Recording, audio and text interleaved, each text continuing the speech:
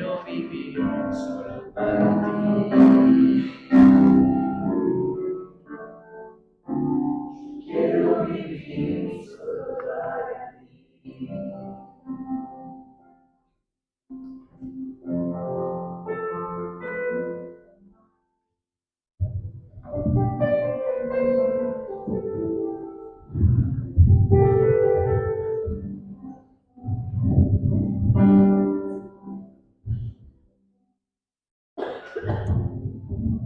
Señor, qué fuerte la canción. Danos comprensión espiritual para ver que tú moriste por nosotros, Señor, y que nos has llamado a tomar la cruz y seguirte.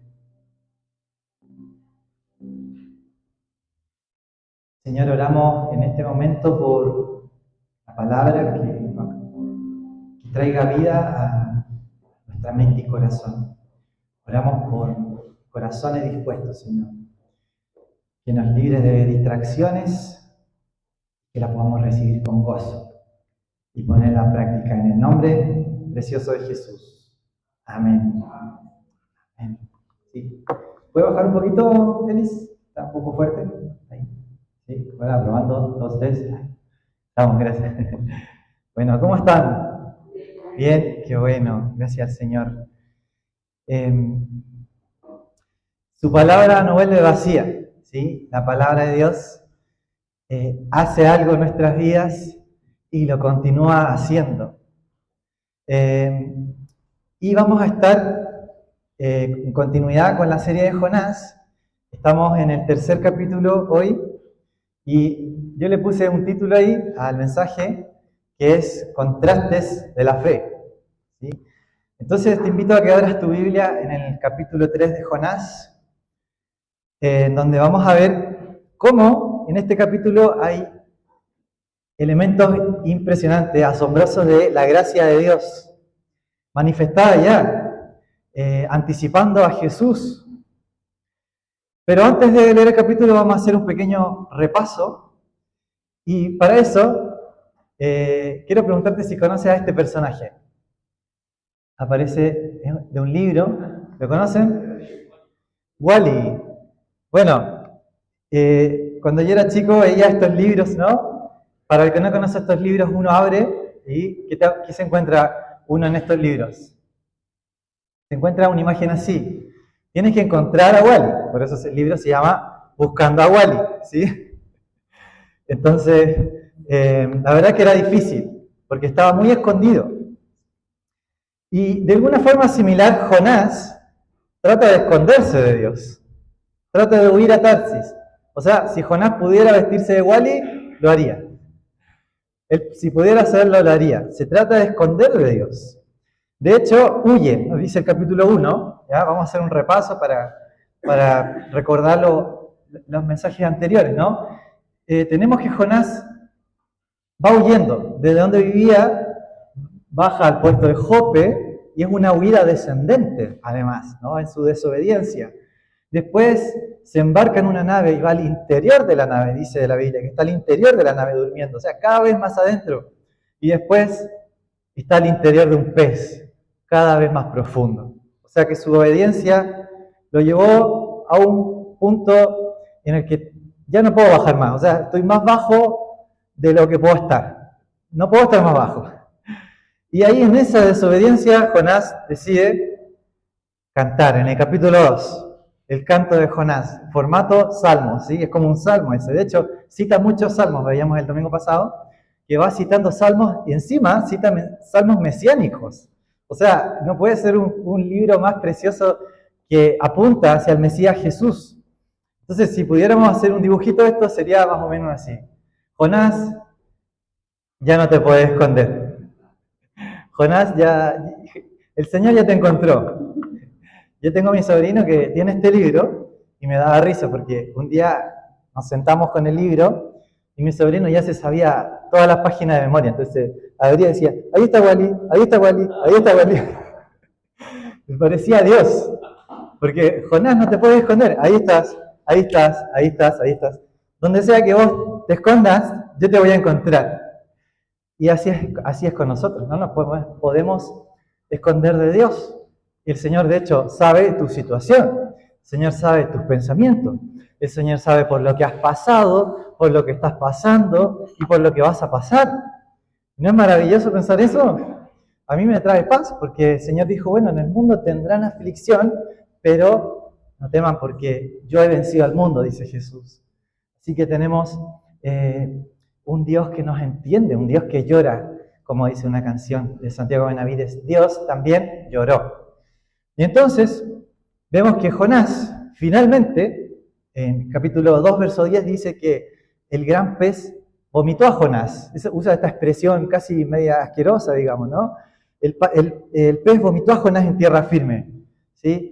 De alguna u otra manera Dios lo salva. A pesar de toda su desobediencia, Dios le ordena al pez que lo deje en tierra firme. Y entonces aparece Jonás nuevamente, empieza el capítulo 3 diciendo que la palabra del Señor vino por segunda vez a Jonás, diciendo ve a Nínive. Y aparece entonces yo me gusta decir como antiprofeta, porque es un profeta como un paradigma de profeta rebelde, pero que muestra cómo un Dios misericordioso lo sigue buscando y lo sigue buscando y lo sigue buscando. Y entonces Jonás va a, entre comillas, obedecer a Dios, pero con un corazón que necesita un trato especial. Y la verdad es que nosotros necesitamos un trato especial, porque como cantábamos, no se trata de decir, no basta con cantar, es necesario morir. Hay algo más profundo que también Dios quiere tratar en nuestro corazón. Así que vamos a leer el texto, aquí en Jonás capítulo 3, que nos dice así la palabra del Señor. Dice así, la palabra del Señor vino por segunda vez a Jonás. Levántate y ve a la gran ciudad de Nínive y proclámale el mensaje que te voy a dar. Jonás se levantó y se encaminó a Nínive, como el Señor le ordenó. Nínive era una ciudad tan grande que se necesitaban 3 días para recorrerla. Jonás entró en la ciudad y la recorrió todo un día, mientras proclamaba, dentro de 40 días Nínive será destruida. Y los ninivitas creyeron a Dios, proclamaron ayuno y desde el mayor hasta el menor se vistieron con ropa áspera en señal de arrepentimiento. Cuando el rey de Nínive se enteró del mensaje, se levantó de su trono, se quitó su manto real, se vistió con ropa áspera y se sentó sobre ceniza. Luego mandó que se pregonara en Nínive, por decreto del rey y de su corte, ninguna persona o animal, ni ovejas ni vacas, probará alimento alguno, ni tampoco pastará ni beberá agua. Personas y animales vestirán telas ásperas y clamarán a Dios con todas sus fuerzas. Ordena asimismo que cada uno se convierta de su mal camino y de sus hechos violentos. Y quién sabe, tal vez Dios cambie de parecer y aplaque el ardor de su ira y no perezcamos.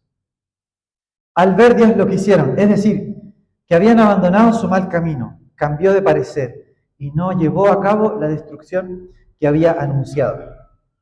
Y voy a leer un poquitito del capítulo 4. Pero esto disgustó mucho a Jonás y lo hizo enfurecer. Así que oró al Señor de esta manera. ¡Oh Señor! ¿No era esto lo que yo decía cuando todavía estaba en mi tierra? Por eso me anticipé a huir a Tarsis. Pues bien sabía que tú eres un Dios misericordioso y compasivo, lento para la ira y lleno de amor, que cambias de parecer y no destruyes. Quiero orar una vez más, ¿sí? Orar justamente por nuestro corazón. Señor, como recordábamos, tu palabra no vuelve vacía. Y sabemos que tu palabra es la verdad, Señor. Encamínanos en tu verdad. Enséñanos. Danos un corazón tierno para escucharte. Y quita las propias durezas de nuestro corazón. Padre, te lo pedimos en el nombre de Jesús. Amén. Amén. Bueno, vamos a ver aquí algunos contrastes, ¿sí? Que encontramos en el texto. Contrastes, el primero de esos es un contraste de mensajes. ¿Por qué? Nos dice capítulo 3, verso 3. Nos dice, Nínive era una ciudad tan grande que se necesitaban 3 días para recorrerla, ¿sí? Jonás entró en la ciudad y la recorrió, ¿cuánto? Un día. Tenía pocas ganas de predicar, parece, ¿no?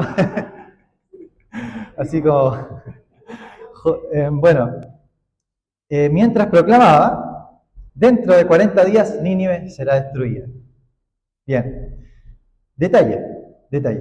Primero, desganado, predicando. Un día, eran 3 días, predicó uno, o sea, no sé, que estaba con flojera, no quería, bueno, lo estaba haciendo mala gana, parece.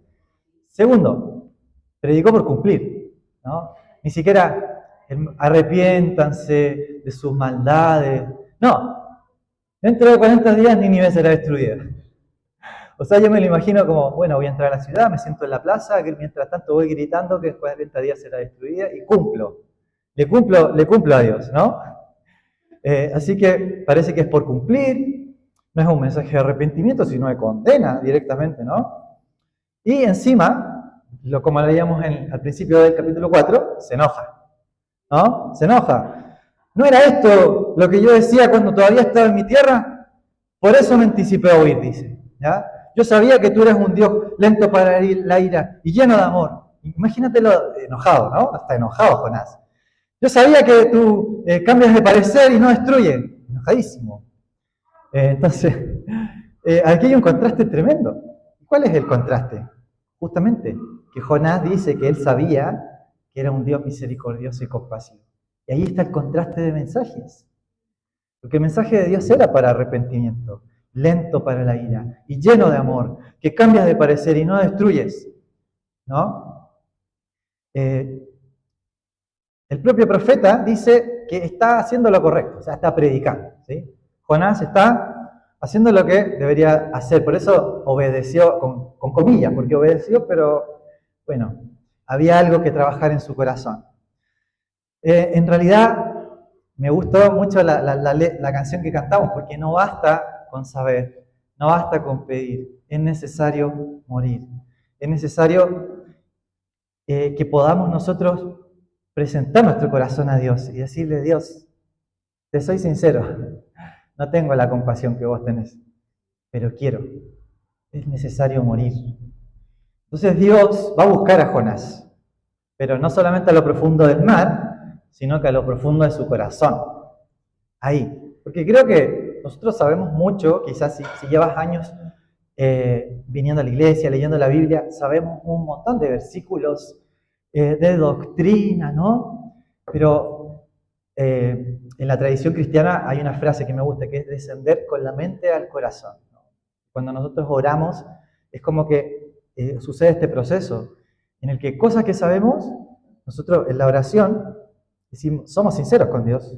Por ejemplo, Dios, tengo esta lucha, tengo esta tentación, no tengo esa misericordia que vos decís que tenga, te soy sincero, pero me pongo vulnerable ante tu presencia y vos haz lo que quieras conmigo. Descender con la mente al corazón significa un trato profundo de Dios con nuestro carácter, ¿sí? Porque ahí está el punto.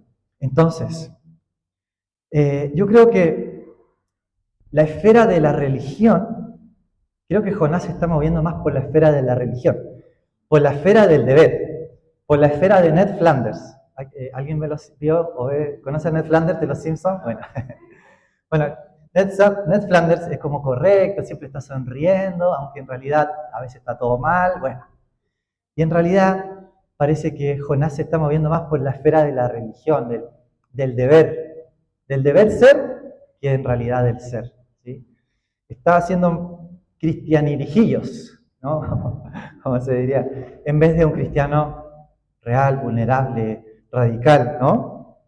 Y entonces, ahí está el peligro.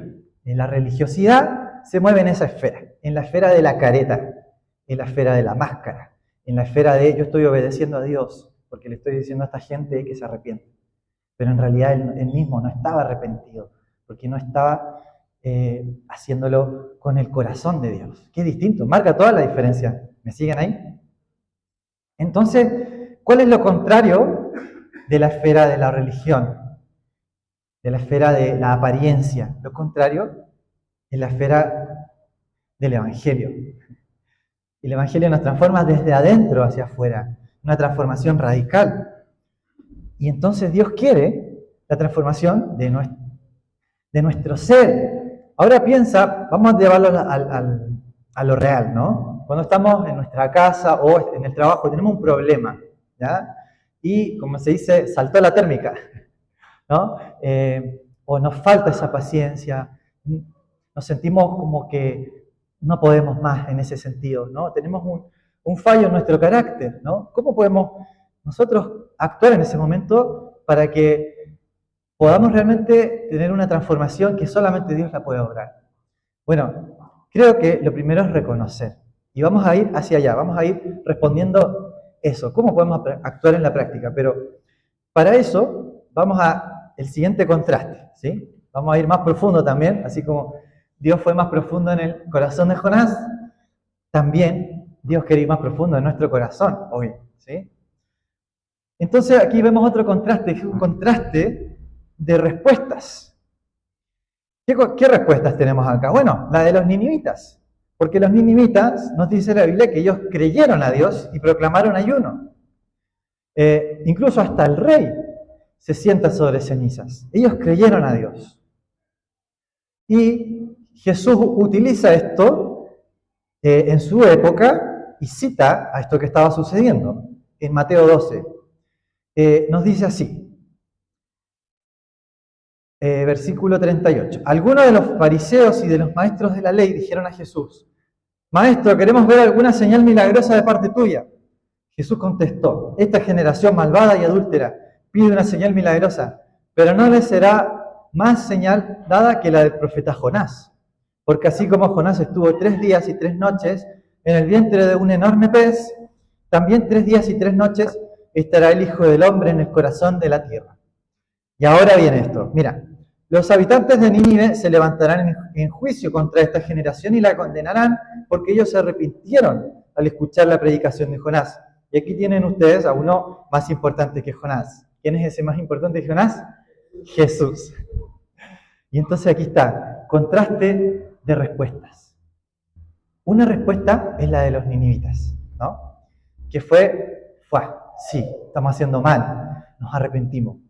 Y otra respuesta es la de la generación de Jesús, que aún escuchando no tenían oídos para oír y seguían en sus propios pecados. Y la Biblia nos llama constantemente a un mensaje de arrepentimiento. Por eso también nosotros incluimos la llamada al arrepentimiento al principio de la reunión. Porque incluso Jesús comienza su ministerio, Marcos capítulo 1, verso 14, diciendo eso. El tiempo se ha cumplido, el reino de Dios se ha acercado, arrepiéntanse y crean en el Evangelio. Entonces, ¿cómo se ve el arrepentimiento? Y aquí vamos a contraste de arrepentimiento, ¿sí? ¿Cómo es el arrepentimiento que vemos acá?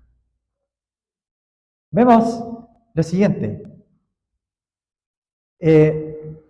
Si un profeta rebelde como Jonás predicó juicio y se arrepintieron los paganos, Jesús, mira este contraste, predicó arrepentimiento y su propio pueblo no se arrepintió. ¿Te das cuenta de esa comparación, no? Es impresionante. Entonces, ¿a qué nos llama la Biblia? ¿A qué nos llama el Señor? Nos llama al arrepentimiento. Jesús estaba llamando a la generación de su época al arrepentimiento. Lo primero sería creer. O sea, sí, este es un mal. Este fallo en mi carácter es un mal, está haciendo un daño a mi prójimo, me está haciendo un daño a mí, me aleja de Dios. Es un mal, ¿no? Y Dios es un bien. Y esto me aleja de Dios. También implica morir, ¿sí? No solamente saber que Dios es bueno y yo soy pecador. Los demonios temen y los demonios creen, dice la Biblia, y tiemblan, ¿no? Pero hay que ir más profundo. Es necesario morir. No basta solo con cantar. No basta solo con saber la doctrina. No basta solo con saber la teología. Es necesario morir. ¿Morir a qué? Morir al orgullo. Porque lo que impide reconocer, sí, estoy actuando mal, es el orgullo. Y ahí empiezan las justificaciones, las victimizaciones, las culpas hacia los demás, ¿no? Pero el morir implica decir, sí, reconozco mi culpa, y Señor, estoy delante de tu presencia. Sí, contra ti y solo contra ti he pecado, como leíamos en el Salmo 51. Hice un mal contra mi prójimo, hice un mal contra ti. Señor, contra ti he pecado y vengo a morir a tu presencia. Y lo tercero es volver a Dios, es decir, un cambio de actitud. Juan el Bautista predicaba y decía, ustedes, generación de víbora, hagan frutos dignos de arrepentimiento. Porque la gente iba ahí como mostrando piedad, pero en realidad seguía robando, seguía haciendo mal al prójimo. Entonces, también es necesario volver, o sea, volvernos a Dios. Y esto aquí está en el texto, ¿no? Versículo 5 dice que los ninivitas creyeron a Dios. Es decir, escucharon un mensaje y la fe viene por el oír la palabra de Dios. Y vino fe, creyeron a Dios. O sea, hubo un primer paso de decir, estamos mal. Proclamaron ayuno y desde el mayor hasta el menor se vistieron con ropa áspera en señal de arrepentimiento. Después morir. ¿Qué pasa con el morir? Morir es decir, Señor, yo me salgo de este lugar de orgullo y me bajo. Y tenemos aquí un rey que se sentó sobre ceniza. Es decir, murió a esa situación de rey y sentarse sobre ceniza era como decir, yo soy polvo y al polvo volveré. O sea, yo soy nada. O sea, la destrucción era inminente. En 40 días, Nínive será destruida. Y el rey se lo tomó en serio. O sea, creyó la palabra de Dios y se sentó sobre ceniza porque era su forma de decir, sí, yo sé que esto es lo que viene. Esta es la destrucción que trae el pecado. El que por el pecado entró la muerte, nos dice la Biblia, ¿no? Y hay una muerte espiritual. Si vos no conoces a Jesús, estás espiritualmente muerto todavía y necesitas que Él te dé vida. Entonces este rey se sienta sobre ceniza diciendo, sí, viene una destrucción y yo soy polvo, no soy rey, soy polvo. Entonces es necesario morir, salir de ese lugar de orgullo y decir, o sos vos el que me salva o me muero. Y también, entonces es necesario volvernos a Dios. ¿Por qué? El rey ordena, dice, aquí el verso 8, ordena que cada uno se convierta de su mal camino y de sus hechos violentos. O sea, que ya dejen de hacer esos hechos violentos y comiencen a volver a Dios, ¿no? Como dice la Biblia, el que robaba, que no robe más, sino que trabaje, ¿no? Le preguntan a Juan el Bautista, ¿qué haremos? El que tiene dos capas, que le dé una. Ustedes que trabajan, háganlo honestamente. O sea, tu pecado te lleva hacia allá y el arrepentimiento te lleva al sentido contrario. ¿Sí? Amén. Entonces este contraste es grande. Amigos, muchas gracias por estar escuchando este mensaje. Ahora voy a continuar este mensaje de esta manera, debido a que la grabación se cortó, pero esta palabra es muy fuerte como para detenerla ahí. Así que te animo a que también, si este mensaje está siendo de bendición para tu vida, no olvides poder compartirlo también con otras personas.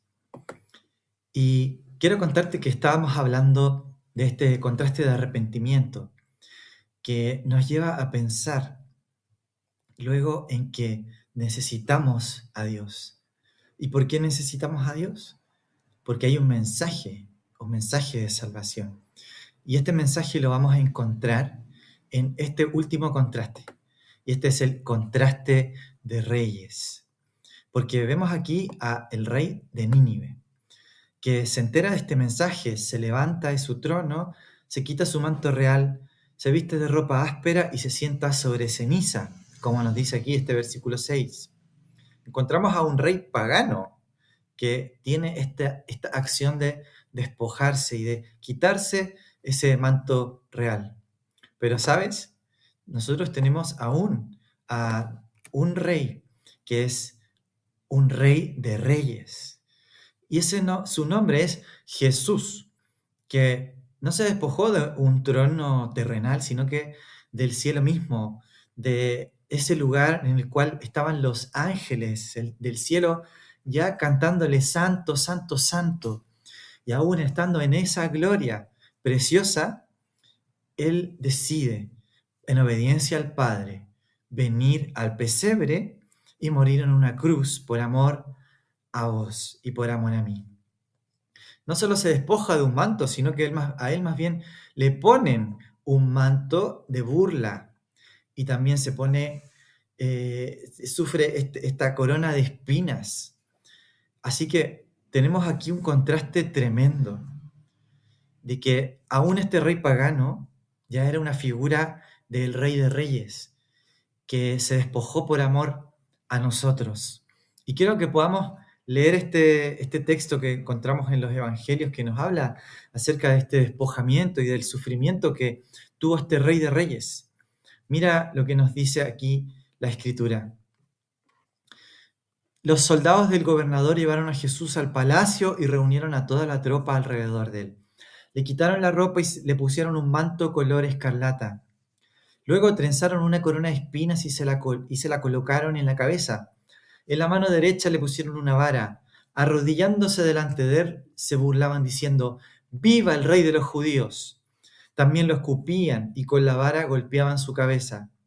Después de burlarse de él, le quitaron el manto, le pusieron su propia ropa y se lo llevaron para crucificarlo. Mira cómo nuestro Señor sufrió esto por amor. Y nosotros hoy podemos estar de pie en la presencia de Dios porque tenemos un Rey de Reyes que se levantó de su trono, se despojó de sí mismo, lo vistieron con una corona de espinas, le pusieron un manto real para sentarse sobre nuestras cenizas. Así que este Rey de Reyes te está diciendo: lo hice por amor, lo hice por amor a vos, lo hice para que tú puedas volver a mí. Por eso este llamado del arrepentimiento es tan urgente. Este llamado es urgente. Dios nos dice: vuélvete a mí. Dios te está diciendo: vuelve tu corazón a mí, vuelve tu vida. Y si tenemos duda de este gran amor que traspasó la distancia más grande para venir a buscarte, mira lo que nos dice Filipenses capítulo 5, en donde vemos cómo se ve este despojamiento y cómo el Padre no lo deja a su Hijo ahí sencillamente en la muerte, sino que lo levanta. Nosotros entonces podemos leer aquí que nos dice Filipenses capítulo 2, versículo 5: la actitud de ustedes debe ser como la de Cristo Jesús, quien siendo por naturaleza Dios, no consideró el ser igual a Dios como algo a que aferrarse. Por el contrario, se rebajó voluntariamente, tomando naturaleza de siervo y haciéndose semejante a los seres humanos.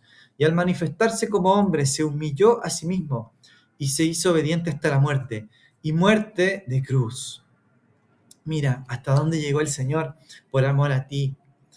Pero nos dice después el versículo 9: por eso Dios lo exaltó hasta lo sumo y le otorgó el nombre que está sobre todo nombre, para que ante el nombre de Jesús se doble toda rodilla, en el cielo y en la tierra y debajo de la tierra, y toda lengua confiese que Jesucristo es el Señor, para gloria de Dios Padre. Así que si Dios pudo tener misericordia de un rey pagano que se arrepintió y de un pueblo que era la ciudad de Nínive, que se volvió a él al ponerse sobre ceniza, ¿cuánto más va a tener misericordia de nosotros? Porque fue él mismo, Dios mismo, quien se puso en nuestras cenizas. ¿Cuánta más misericordia nosotros podemos recibir ahora que estamos en este nuevo pacto de Dios con los seres humanos, en los que Él entregó a su Hijo para el perdón de nuestros pecados? Y Él no dejó a su Hijo en la tumba, sino que al tercer día lo resucitó. Y sabes que porque Él vive, porque Cristo vive, nosotros podemos también vivir. Porque Él venció la muerte, nosotros un día vamos a ser levantados en amor al encuentro de nuestro Salvador. Pero yo quiero preguntarte si tú tienes esa seguridad hoy en tu vida de que cuando llegue ese día, si realmente vas a estar con Dios. Porque yo quiero decirte que hoy es el día de la salvación y hoy es el día en que tú puedes reconciliarte con Dios. Y eso es a través de también tener un arrepentimiento genuino. Y como hablábamos, el arrepentimiento no es solamente saber que existe un Dios, sino que este arrepentimiento nos llama a creer en el Hijo de Dios, a creer que Él murió por nuestros pecados y que nuestro pecado fue causa de su sufrimiento. Y en este creer nosotros tomamos nuestra cruz y le seguimos, decidimos morir, porque Él nos da vida en su sangre. y nos volvemos a Dios y decimos, Dios, ya no quiero vivir una vida lejos de ti, quiero vivir contigo. Señor Jesús, te necesito. ¿Sabes que puedes hoy mismo pedirle a Jesús que sea tu Salvador y que sea tu Señor? Solamente quiero invitarte que hagas esta oración conmigo, que sea una oración genuina, una oración de fe, en la cual, si quieres puedes cerrar tus ojos, puedes decirle, Señor Jesús, te necesito, reconozco mi pecado, reconozco que he vivido independiente de ti, te necesito, tú moriste por mis pecados, gracias por morir por mí en la cruz, te recibo como mi Señor, mi Salvador, y creo que si tú moriste por mis pecados, ese sacrificio es más que suficiente para el perdón de mis pecados y hoy tengo un nuevo corazón. Por tu gracia y por lo que tú hiciste en la cruz, hoy puedo vivir. En tu nombre precioso oro, Cristo Jesús. Amén.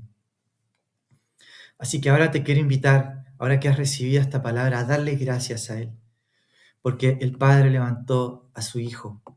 Y si el Padre levantó a su Hijo, es porque Él también te ha levantado a ti hoy y has pasado de muerte a vida. Así que te quiero animar a que compartas este mensaje con alguien más. Comparte este mensaje, cuenta lo que Dios ha hecho en tu vida. Y no dejemos de hablar de Él, porque no podemos dejar de decir lo que hemos visto y oído, que Cristo vive. Que Dios te bendiga.